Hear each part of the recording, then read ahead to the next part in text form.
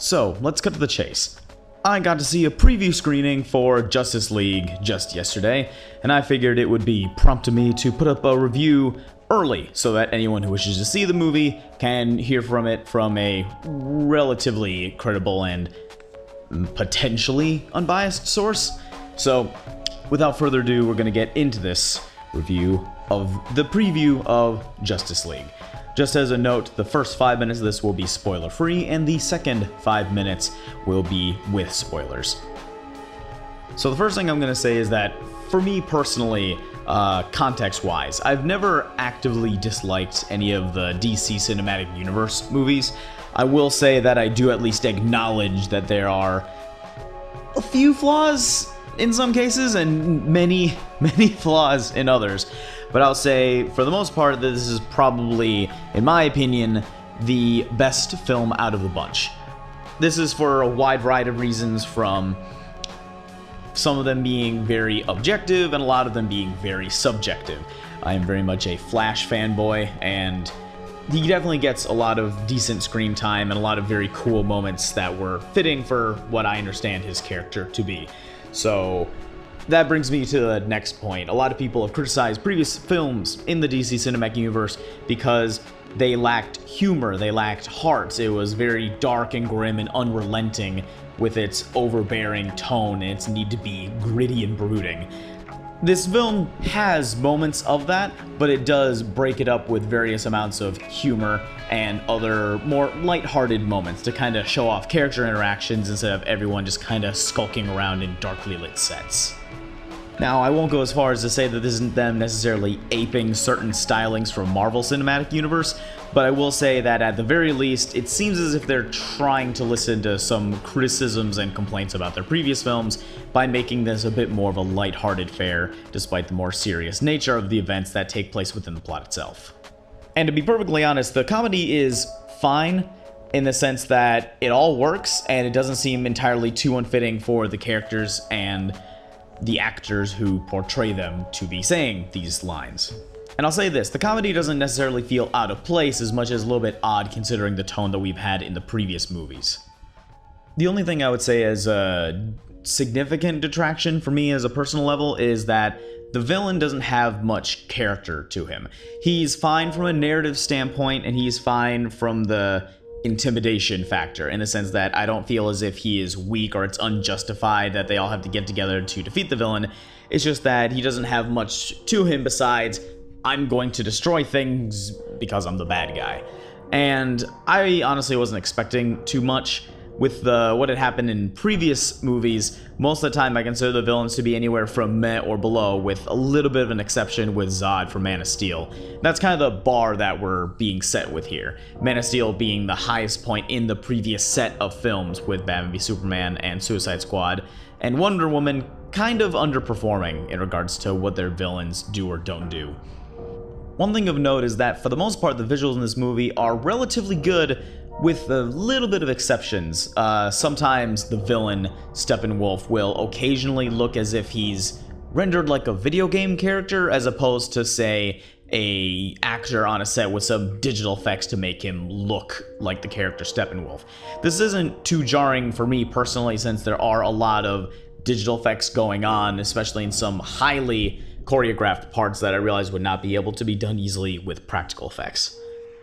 Other than that, and a few minor bits of confusing cinematography during the early segments, this film, for the most part, presents a very well-made and heartfelt uniting of the Justice League, especially with a score by Danny Elfman that pulls it all together extremely well. Now, I'm gonna give you a rating of 8 out of 10 for this movie on a personal level, but again, do note that I am not necessarily an unbiased person when it comes to these films. I have not hated any of the previous films, despite the fact that I think that Batman v Superman is very flawed and that Suicide Squad is even more flawed. It's a matter of, when I went in there, I was trying to see what they had improved upon and what they were doing well based on the feedback they have gotten, and as far as I'm concerned, they did a fairly good job, and I certainly hope to see them improve in the future. This is a spoiler warning. If you don't want any spoilers, please exit out of the video. So, spoiler section has begun. If you haven't left yet and you're about to hear some spoilers, boo-hoo for you. First off is the one that a lot of us had seen coming, but hadn't necessarily been 100% confirmed until this movie. Superman comes back. He's resurrected in a way that I think actually fits relatively well for the plot, in that they have to use similar machines and similar components from the Kryptonian ship and Cyborg to bring him back to life, which is explained relatively well within the movie.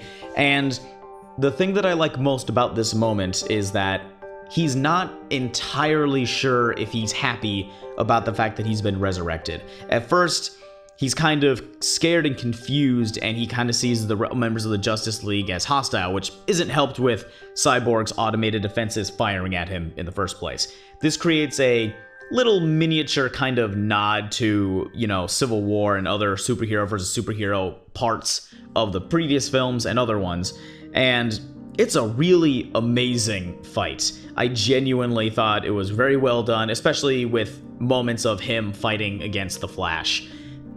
Definitely the highlight for me personally in the movie, with just great lines for me. Mind you, they're not necessarily deep lines, they're not complex, they're not like ones for the ages.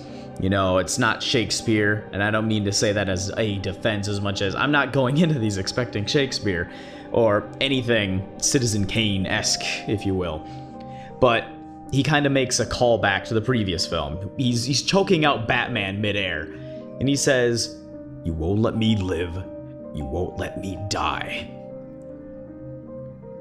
I have a question for you this time. Do you bleed?"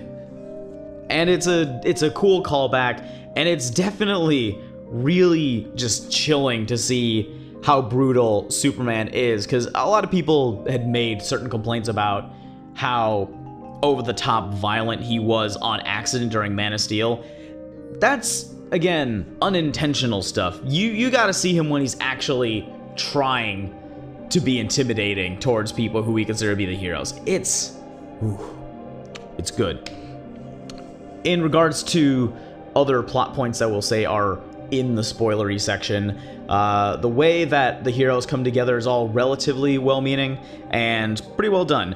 Obviously, Flash, Wally West, just joins immediately because it's part of his eager character. Cyborg joins due to self-interest, primarily based on the notion that people want to use him for his skills and they don't particularly see him as a freak as much as someone who has talents, which is part of his character arc, as he sees himself as a monster who can't control what he does, and they can potentially help him with this.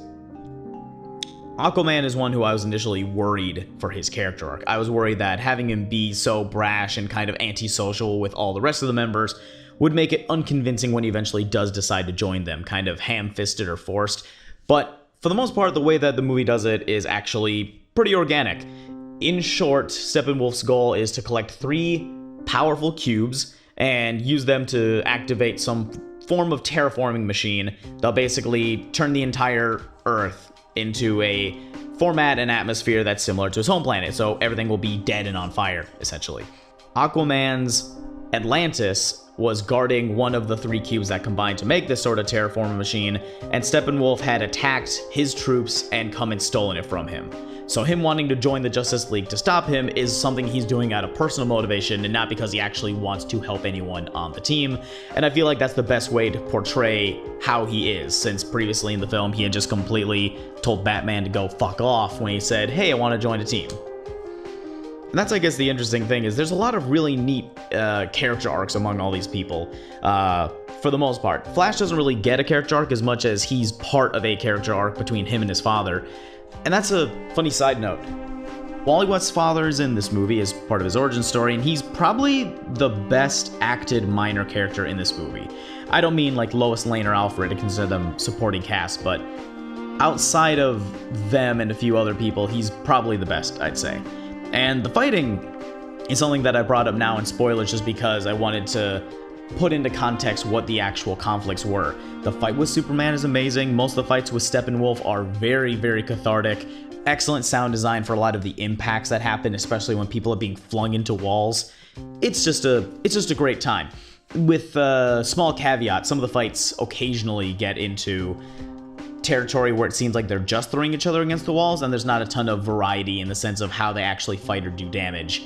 Although this will be based on your own personal view. I personally found it to have a decent amount of variety, some people might not, but oh well. As I said before, I am giving this movie an 8 out of 10, even though the plot is relatively simple in that it's guy comes to conquer world by gathering the MacGuffins and blow it all up, and then the superheroes come together and make him not do that. It was never something of my interest to come in here thinking that it would be a hugely elaborate and amazingly in-depth plot. And this is something I think that they may have done in response to people saying that the plot in Batman v Superman was too convoluted for their taste. Although I'm definitely eager to see how people respond to this movie. I have just the slightest inkling that I'm being a bit more forgiving than a lot of other people will be, and that's not necessarily a bad thing. Being critical isn't inherently bad unless you're doing it out of spite or malice, or unless you simply decide not to like it because of your allegiances.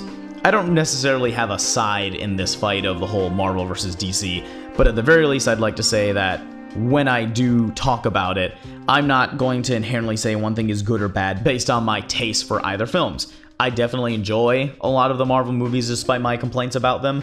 I especially like Doctor Strange and the most recent Spider-Man movie, just to give a couple of examples. Guardians of the Galaxy 2 especially being a highlight. And I still can enjoy things from the other side. Wonder Woman, I thought, aside from a few things that happened towards the end of the movie, was relatively good. Pretty fantastic in a lot of areas, to be honest. But that's sort of where I'm gonna leave it. If you go into this movie, don't go into it thinking that you have to like it because you want to like DC. Don't go into it thinking you have to hate it because you want to compete against it with Marvel. Just think, what is this movie trying to do and did it succeed? And if you're going in with that mindset, I think you'll have the best chance of having a good time. And if not, that's perfectly fine to be critical, and you have every right to do so. Thank you very much for watching. If you found this video to be potentially interesting, or you'd like to see more of them or other content, feel free to subscribe, like, or comment below.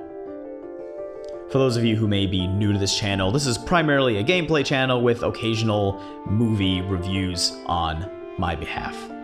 So don't expect a ton of movie stuff if you come here. Mostly fighting games and Let's Plays are currently here, but that could change. If we have an audience that wants to see more of a certain kind of video or format, then I am more than willing to accommodate for that. And for those of you who are convinced that you should go and see this movie, I hope you enjoy it when you see it tomorrow night. And if not, well, I hope that at the very least I could have saved you some time or grievances if you decided that my points were not enough to sway you. See you next time.